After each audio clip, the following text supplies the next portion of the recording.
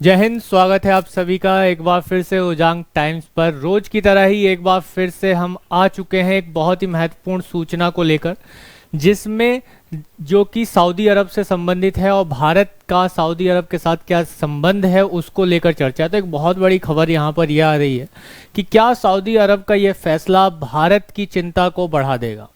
तो सऊदी अरब ने ऐसा क्या कर दिया कि भाई भारत की चिंता इसमें बढ़ने वाली है। इस चीज़ को हमें देखना है कि भाई भारत की चिंता क्यों बढ़ रही है। सऊदी अरब का ये फैसला यानी कौन सा ऐसा फैसला जिसने भारत की चिंता बढ़ा दी है, इस पर हम लोग चर्चा करेंगे, विस्तार से थोड़ा सा चर्चा करेंगे और चीज़ों को समझने की कोशिश करेंगे और अपने पॉइंट ऑफ व्यू को रखेंगे कि भाई आप क्या सोचते हैं इस विषय पर। अपने कमेंट्स में ज़रूर बताना। और यहाँ पर क्या कोई चाइनीज़ एंगल आपको दिखता है, इस पर भी हम लोग चर्चा जरूर करेंगे। तो यहाँ हम लोग आगे बढ़ते हैं। आगे बढ़ने से पूर्व आपको एक महत्वपूर्ण सूचना कि भाई ओजांग IAS एकेडमी का एक ड्रीम प्रोजेक्ट, ड्रीम बैच, जिसे हम गुरुकुल नाम देते हैं, गुरुकुल बैच, इसका फर्स्ट बैच हाउसफुल हो चुका है और अपने पूरे रिदम के साथ, अपनी पूरी क्षमता के साथ चल रहा है। इसके बाद अगला जो बैच है गुरुकुल 2.0, ये लॉन्च हो चुका है और इसकी कक्षाएं 3 जुलाई से स्टार्ट हो जाएंगी। 3 जुलाई से इसकी कक्षाएं पूरी तरीके से चलना शुरू हो जाएंगी और ये केवल और केवल 100 छात्रों के लिए ही है। यहाँ पे 100 सीटें ही दी गई हैं। इस चीज़ को भी हमें याद रखना है। पहले आओ पहले पाओ के कंसेप्ट पर चलने वाला ये वेब सीटें हैं इस बार जो निर्धारित की गई हैं। इसमें आपको क्लासरूम प्रोग्राम, मेंटरशिप और लाइब्रेरी से संबंधित वो सभी सुविधाएं उपलब्ध होंगी जो आपको आपके लक्ष्य तक पहुंचा दे। 2024 में आपको आपका UPSC क्लियर करवा दे। ये सारे कंसेप्ट को लेकर चलने वाला ये बैच 3 जुलाई से दूसरा जो बैच है वो शुरू हो जाएगा। और ये ओजांग सर के साथ आप काउंसलिंग के लिए यहाँ पर कॉल हो सकती है। आप इन नंबर्स पे कॉल कर सकते हैं और अपनी सारी समस्याओं का हल पा सकते हैं। जो भी इंक्वायरी हो कि भाई क्या फीस है, क्या चीज़ें हैं और क्या सुविधाएं हो सकती हैं, वो सारी सुविधाओं से के लिए जो है आप कॉल कर सकते हैं इन नंबर्स पर जो कि आपके सामने दिया हुआ है। ये गुरुकुल नाम ही अपने आप में एक चीज को दर्शाता है, एक लक्ष्य को दर्शाता है, एक पद्धति को दर्शाता है जो कि हमारे प्राचीन कालीन शिक्षा व्यवस्था का एक महत्वपूर्ण अंग रहा है। और यहाँ इस गुरुकुल की ही परंपरा को लेते हुए हम देखते हैं कि जब भी कोई छात्र या शिष्य अपने गुरु के सानिध्य में रहकर कुछ चीज़ों को सीखता है, पढ़ता है, समझता है, तभी वह अपने कुरुक्षेत्र में महत्वपूर्ण युद्धों को जीत पाता है। तो यहाँ पर भी जो गुरु हैं वो है ओजांग सर हैं। उनके सानिध्य में रहते हुए इस गुरुकुल में आप चीज़ों को सीखेंगे और UPSC को जीत पाएंगे, उसके युद्ध को जीत पाएंगे।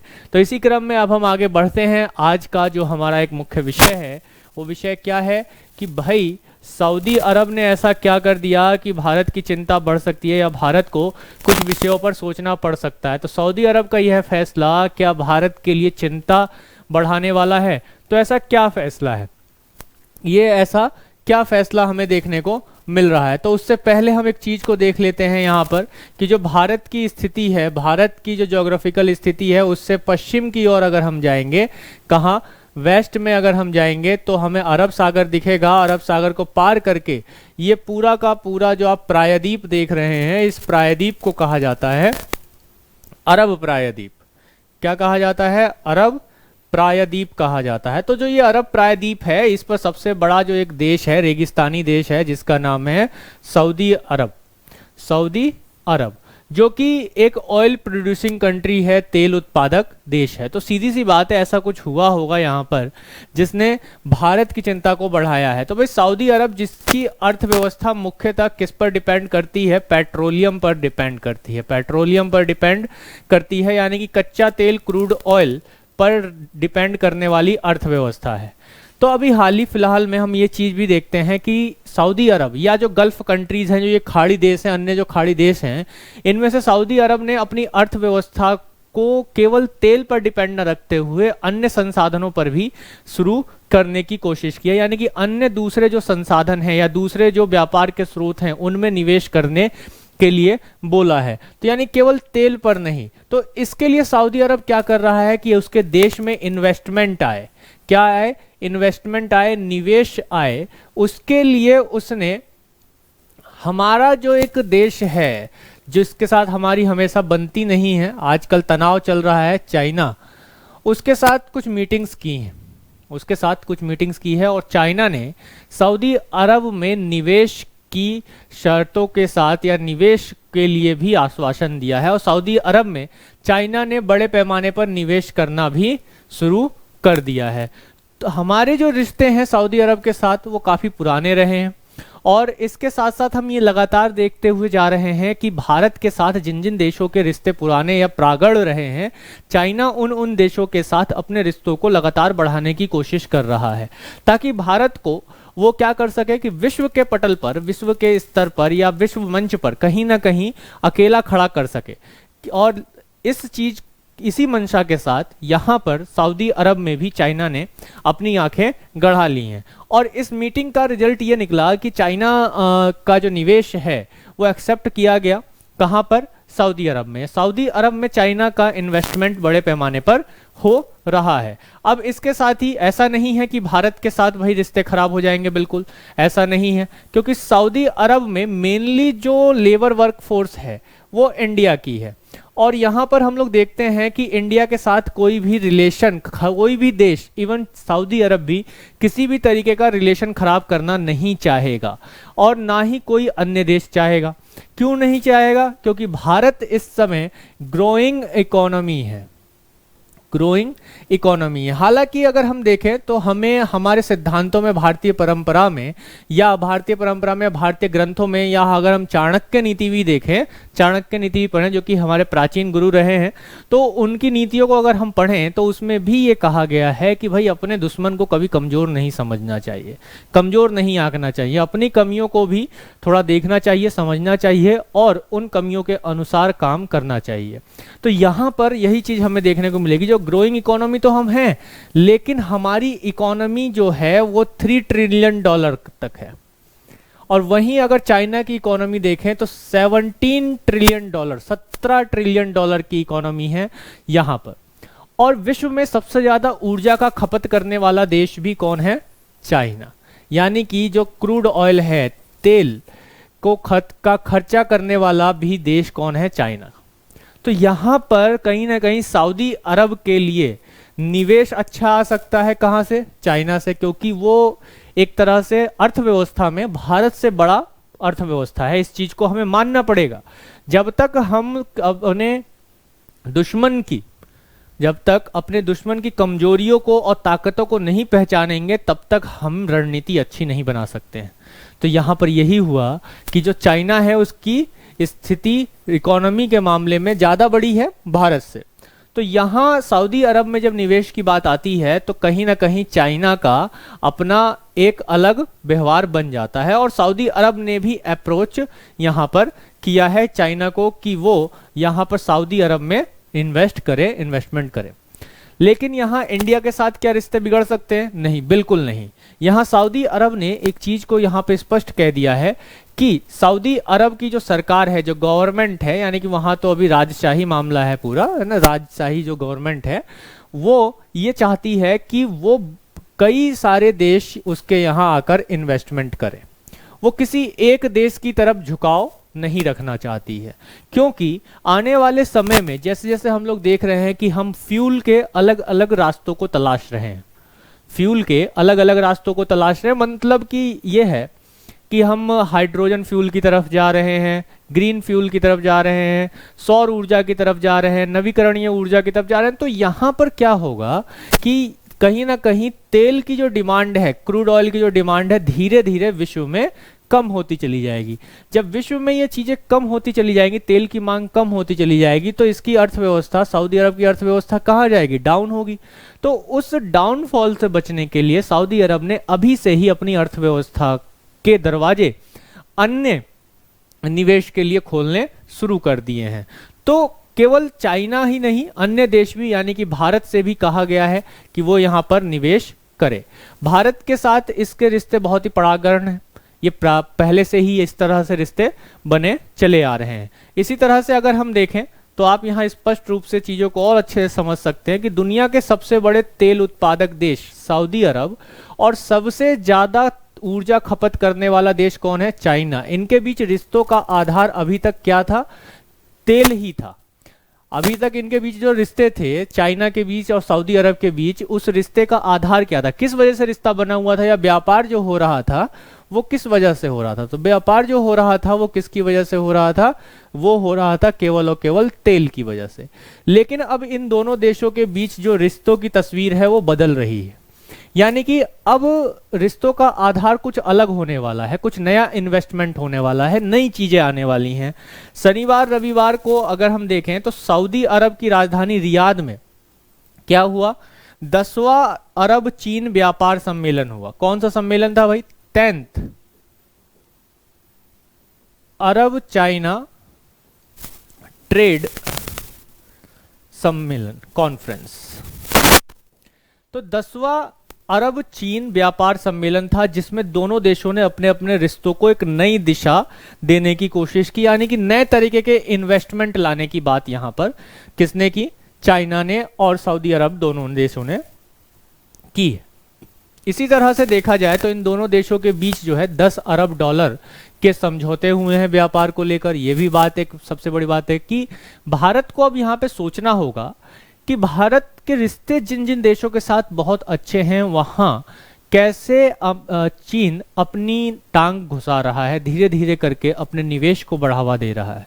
अगर हम उन निवेश को कहीं ना कहीं काउंटर कर सकें, चाइना को कहीं ना कहीं काउंटर कर सकें, तो ये स्थिति बहुत ही अच्छी होगी कि अगर हम चाहते हैं कि एशिया की एक महाशक्ति के रूप में भारत उभरे, तो चाइना को कहीं ना कहीं उसके हर एक कदम का जवाब हमें देना आना होगा। इसी क्रम में अगर हम देखें तो चीन की ओर से क्या किया गया था? ईरान और सऊदी अरब जिनके बीच हमेशा क्या रहता था? एक टर्म है, ये दोनों ही इस्लामिक देश हैं और इस्लामिक देशों में दो टर्म है यहाँ पर, शिया और सुन्नी। तो यहाँ इन दोनों देशों के बीच में शिया और सुन्नी, ये जो दो संप्रदाय हैं मेनली इस्लाम में, इनको लेकर ईरान और सऊदी अरब के बीच में हमेशा युद्ध की स्थिति बनी रहती थी, तनाव बना रहता था। तो इसी बीच जो है इन दोनों के बीच में एक राजनयिक संबंध बहाल कराया गया। किसके द्वारा? चीन के द्वारा। चीन ने इसमें मध्यस्थता की और ईरान और सऊदी अरब के बीच में कहीं ना कहीं एक समझौते का रास्ता खोल दिया और इनके बीच जो एक दीवार थी इन दो देशों के बीच में उसको गिरा दिया, जिसकी बाद से चाइना की यहाँ पे वाहवाही की गई और इन दोनों देशों के नेताओं की पहली बातचीत भी इन दोनों के चीन के द्वारा करवाई गई। तो इसके अलावा अगर हम देखें तो भारत के साथ जो रिश्ते हैं उसमें पीएम मोदी और सऊदी के क्राउन प्रिंस की जो बातचीत के बाद ही सऊदी अरब ने चीन से अहम कारोबारी समझौते भी किए। तो यहाँ पे कहीं ना कहीं अगर हम देखें तो भारत को नकार नहीं सकता सऊदी अरब किसी भी मामले में। सबसे पहले इस चीज को यहाँ देखना होगा कि भारत के जो पीएम हैं उनके साथ वो सऊदी के क्राउन प्रिंस ने बातचीत की, फिर उसके बाद कहीं जाकर जो है सऊदी अरब ने चीन से अहम समझौते किए। अब ये क्या समझौते थे बीच में? ठीक है, ये दो देशों के बीच का मामला रहा और लेकिन हाँ ये जरूर कहा जा सकता है कुछ बड़े निवेश हो सकते हैं, नए रास्ते खुल सकते हैं सऊदी अरब के लिए। तो ये भाई कोई भी देश ऐसा चाहेगा कि उसके देश में अलग अलग जगह से निवेश आए, इन्वेस्टमेंट आए, ताकि उसके देश की अर्थव्यवस्था जो है निरंतर आगे बढ़ती रहे, कहीं वो गिरे नहीं। तो इस चीज को देखते हुए कहीं ना कहीं पीएम मोदी इसमें रोल निभाते हैं कि भाई एक अच्छे सलाहकार हो सकते हैं। हो सकता है कि सऊदी अरब ने सलाह ली हो भारत से कि क्या हम ऐसा कर सकते हैं, क्या इसमें कोई आप कुछ सलाह दे सकते हैं, इत्यादि इत्यादि चीज़ें हो सकती हैं और भी नई बातें हो सकती हैं। इसके अलावा अगर हम देखें तो सऊदी अरब के भारत के साथ चिंता को बढ़ाने वाली बात एक ये भी हो सकती है कि पाकिस्तान की आपत्ति के बाद जो चीन, सऊदी अरब, तुर्की और मिस्र ने, इन चार देशों ने, जिनकी मैं लगातार आपने इन सेशंस में बात करता हुआ आ रहा हूँ, जंग टाइम्स के जो रेगुलर देख रहे हैं उनको मालूम होगा कि कैसे चीन, सऊदी अरब, तुर्की और मिस्र ने, मिस्र को लेकर भी हमने चर्चा की थी पीछे, तुर्की को लेकर भी चर्चा की थी, अब सऊदी अरब भी आ गया यहाँ पर। तो पाकिस्तान के विरोध पर, आपत्ति पर इन देशों ने अपने प्रतिनिधि कहाँ नहीं भेजे थे भाई? G20 में नहीं भेजे थे, ठीक है। G20 सम्मेलन जो J&K में हुआ उसमें इन्होंने अपने प्रतिनिधि नहीं भेजे थे, तो ये भी एक चिंता का विषय हो जाता है भारत के लिए। मेरे एक बात ये समझ में नहीं आती है, ये सभी देश मुस्लिम्स कंट्रीज हैं मेनली, और इनको मुस्लिम से बहुत प्रेम है, उनसे बड़ा लगाव है। ये छाती पीट पीट के ये कहते हैं कि जम्मू कश्मीर में मुस्लिमों का शोषण हो रहा है, मुस्लिमों का क्या हो रहा है? शोषण हो रहा है, उनके अधिकार को नहीं माना जा रहा है। लेकिन इनको ये दिखाई नहीं देता कि जम्मू कश्मीर में ही मुसलमान हैं। मेरे ये बात समझ में नहीं आती है। अगर आप में से किसी को कुछ समझ में आता हो, यहाँ पे ये लॉजिक जो आगे मैं देने वाला हूँ इसका कोई काउंटर लॉजिक समझ में आता हो तो कमेंट में जरूर लिखना। लेकिन हमरे के समझ में नहीं आ रहा है, इस साला कौन सा दिमाग वाला बात हो गया, ये हमरे समझ में नहीं आ रहा है। क्या लॉजिक है यहाँ पर? यहाँ पर ये लॉजिक है कि क्या जम्मू कश्मीर में ही मुसलमान हैं, चीन में नहीं है? चीन में भी तो मुसलमान हैं। चीन में उइघर मुस्लिम्स के साथ क्या होता है, क्या ये लोग बता सकते हैं? एक बार भी इन्होंने आवाज उठाई हो उइघर मुस्लिम्स के लिए? एक बार भी नहीं आवाज उठाई। क्यों? क्योंकि भारत दिख जाता है नरम दिल वाला देश है, कुछ नहीं कहेगा, इसका बोलते रहो बोलते रहो। लेकिन अब जो है भारत वो भारत नहीं है। हमने J&K में ही मीटिंग रखी, तुमको आना है आओ, नहीं आना है मत आओ, बाकी के और देश तो आए। उन्होंने माना तो सही कि J&K जो है वो भारत का हिस्सा है। इस चीज को समझना पड़ेगा हमें। क्या एक सेंटर पॉइंट ही इन लोगों को दिखता है कि मुस्लिम्स का शोषण J&K में हो रहा है, और जबकि वहां ग्राउंड पर जाते तो सही, ये देखते तो सही जाकर, ये सभी देश वहां पूछ के तो आए एक बार मुसलमानों से कि भाई तुम्हारा शोषण हो भी रहा है या नहीं हो रहा है, क्या दिक्कत है। कभी POK में तो जाकर देखें वहां क्या स्थिति है, और जो भारत के अधीन देश जम्मू कश्मीर है उसमें, लद्दाख है जम्मू कश्मीर में, उसमें क्या स्थिति है, क्या इन्होंने कभी देखा? नहीं देखा। लेकिन बस वही है, छाती पीटना है खामोखा का। तो यहाँ पर इस साल G20 की अध्यक्षता जो है भारत के पास है, और नवंबर महीने में नई दिल्ली में G20 समिट होने वाला है। इस चीज को ध्यान रखेंगे क्योंकि आगे ये हमारे लिए समाचारों में बनेगा, और इस पर भी हम लोग डिटेल में आगे चर्चा करेंगे ही करेंगे। लेकिन आगे बढ़ते हैं कि क्या बढ़ेगी भारत की चिंता। तो चिंता के बढ़ने के पीछे भी एक कारण है कि डोकलाम से लेकर जो गालवान तक की जो घाटी है, वहां भारत और चीन के बीच सीमाओं को लेकर विवाद जो है पिछले समय से काफी बढ़ा है, और तनाव युक्त ये स्थिति बनी हुई है। वहीं दूसरी तरफ जो चीन है, भारत के जो पारंपरिक खाड़ी मित्र हैं, पारंपरिक खाड़ी मित्र यानी कि वही गल्फ कंट्रीज की हम बात कर रहे हैं, के साथ संबंध को मजबूत कर रहा है। तो यहां हम इस स्थिति को बड़े साफ तरीके से और साफ नजरिए से देख सकते हैं कि जो चीन है, चीन लगातार खाड़ी देशों के साथ जो भारत के पारंपरिक रिश्ते हैं, संबंध हैं, उनको मजबूत कर रहा है। कौन? चीन, जो भारत के संबंध, जैसे कल के सेशन में हमने नेपाल को लेकर बात की थी, कैसे चाइना नेपाल पर लगातार दबाव बना रहा है कि वह भारत से अपने रिश्तों को पीछे खींचे। लेकिन चाइना तो फंस चुका है, वो तो एक अल्प विकसित देश है, यानी कि हम कह सकते हैं कि उसकी अर्थव्यवस्था तो काफी पीछे है, भारत से भी पीछे है। तो ऐसे देश तो बहुत आसानी से फंस जाते हैं। लेकिन खाड़ी जो मित्र हैं, गल्फ जो कंट्रीज के देश हैं, उनके साथ चीन जो है क्या कर रहा है, लगातार संबंध बना रहा है। और दूसरी तरफ हमारे साथ जो है क्या है, डोकलाम वाला जो हिस्सा ले लीजिए भूटान में, इसके अलावा गालवान घाटी जो कि आपके लद्दाख क्षेत्र में हमें देखने को मिला था, काफी विवाद बना था, ठीक है।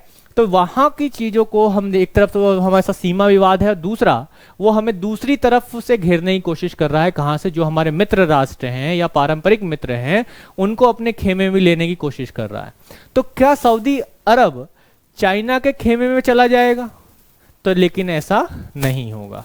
क्यों नहीं होगा? सऊदी अरब भारत का चौथा सबसे बड़ा ट्रेड पार्टनर है, इस चीज को ध्यान रखना है। चौथा सबसे बड़ा ट्रेड पार्टनर, यानी कि व्यापार में अगर पार्टनर है, साझेदार है, व्यापार करता है भारत के साथ चौथा सबसे बड़ा देश, तो सऊदी अरब है। और सऊदी अरब और भारत के संबंध मोदी सरकार में कई मोर्चों पर और ज्यादा अच्छे हुए हैं, ये हमें देखना होगा और समझना भी होगा। लेकिन यूक्रेन और रूस में छिड़ी जंग के बाद सबसे बदलती हुई जो विश्व की व्यवस्था है, उसमें विश्व की चीजों को बहुत तेजी से बदला भी है। हमें कई मायनों में इस चीज पर चर्चा भी करनी होगी। आगे आने वाले सेशंस में हम इस बात पर चर्चा करेंगे कि क्या भारत नाटो में शामिल हो सकता है, या नाटो से भारत के क्या संबंध होते हैं या हैं। क्योंकि यहां जब हम यूक्रेन की बात करते हैं और रूस की बात करते हैं, तो रूस चूंकि हमारा एक अच्छा मित्र है, चाहे वह पहले से रहा हो। यूक्रेन के साथ भी हमारे अच्छे संबंध हैं। तो भारत की क्या स्थिति है इन सब चीजों को लेकर, आप और क्या सोचते हैं, क्या समझते हैं, इसको लेकर आप कमेंट जरूर करें। तो आशा करता हूं कि यहां तक का जो एक सीक्वेंस है, जो कंडीशन है, वो आप लोगों को अच्छे से समझ में आ गई होगी। तो इसी के साथ ही वीडियो अच्छी लगी हो तो लाइक, शेयर और सब्सक्राइब करना ना भूलें। जाते जाते आप लोगों से यही उम्मीद है कि आप इस इंफॉर्मेशन को और फैलाएंगे कि गुरुकुल बैच 2.0 शुरू हो चुका है। 2.0 शुरू हो चुका है, जो कि 3 जुलाई से शुरू होगा। रजिस्ट्रेशन ऑन है, इसके जो भी कैंडिडेट चाहते हैं वो ज्वाइन कर सकते हैं, रजिस्ट्रेशन करा सकते हैं। रजिस्ट्रेशन के लिए आपकी स्क्रीन पर नंबर चल रहे हैं, शो हो रहे हैं, उस पर कॉल कर सकते हैं।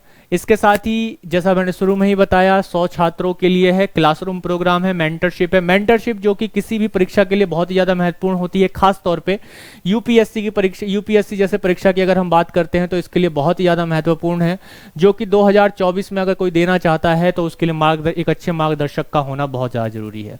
और एक अच्छा मार्गदर्शक आपको गुरुकुल में ही मिलेगा। ओजांक IAS एकेडमी में चलने वाले इस बैच को शेयर कीजिए, ज्वाइन कीजिए ज़्यादा से ज़्यादा। जितना जल्दी आप आ सकते हैं उतने ही अच्छे ज्ञान को आप प्राप्त कर सकते हैं। तो बैच अपने फुल स्ट्रेंथ में 3 जुलाई से चलना शुरू हो जाएगा। उससे पहले सीट फुल्स हो जाएं।